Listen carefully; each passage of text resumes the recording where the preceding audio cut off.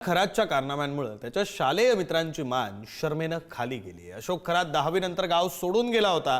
त्यानंतर पुन्हा गावात आल्यावर आपण हाँगकाँगमध्ये होतो असा दावा केल्याचं मित्रांनी सांगितलं. आधी त्याला गावातील मित्र हाँगकाँग नावानं हाक मारत होते असं मित्रानं सांगितलेलं आहे.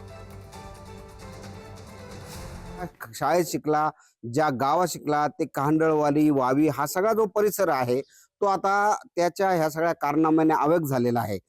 कांडळवाडी असो किंवा या वावी परिसरात असो, अनेक त्याचे जे मित्र होते त्यापैकी एक मित्र आपल्या बरोबर आहेत, अशोक खरात. याच्या बरोबर तुम्ही लहानपण घालवलं, शाळेत होता त्याच्याबरोबर. कसं कसं तुम्ही त्याचे कशी हे होतं? सर, लहानपण वगैरे नाही घालवलं. त्यांचं गाव कांडळवाडी आणि आमचं गाव वावी. ते कांडळवाडीचं असल्यामुळे बालपणाचा कुठे काही संबंध आलेला नाही. फक्त शाळेमुळे फक्त 9वी आणि 10वी हे 2 वर्ष आम्ही बरोबर होतो.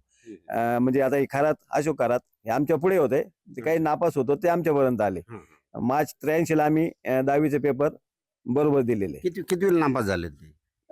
साधारण माझे म्हणते 2 किंवा 3 वेळेस ते नापासून आमच्यापर्यंत आलेले. पाठीमागे 7वी 8वीच्या पिरियड मध्येच नापास झाले. कबड्डीमध्ये प्लेअर खूप छान होता तो, आणि अभ्यासात तसं एवढं काही हुशार होता असं काही नाही, पण इंग्लिश या विषयावर त्याचं खूप मोठं प्रभुत्व होतं. इंग्लिश खूप टॉपचं होतं. 10वी नंतर त्याच्या कुठल्याही मित्राशी आमचा कोणाचा कॉन्टॅक्ट आलेलाच नाहीये. तो कुठे गेला, त्याने काय शिक्षण घेतलं, कुठे जॉब केला याविषयी आम्हाला कोणाला काही सांगता यायचं नाही. अचानक 7-8 म्हणजे 8-9 वर्षानंतर त्याची आमची भेट झाली.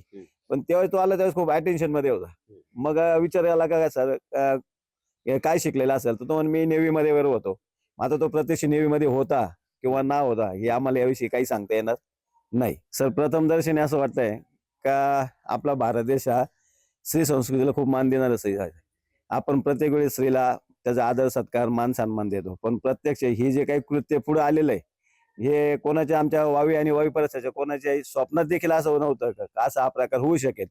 आणि आमच्या या परिसरात हे प्रथमच कृत्य असं झालेलं आहे. त्यामुळे त्या कृत्याचा मी निषेध व्यक्त करतो. प्रशांत शर्मा, पुढारी न्यूज, वावी, नाशिक.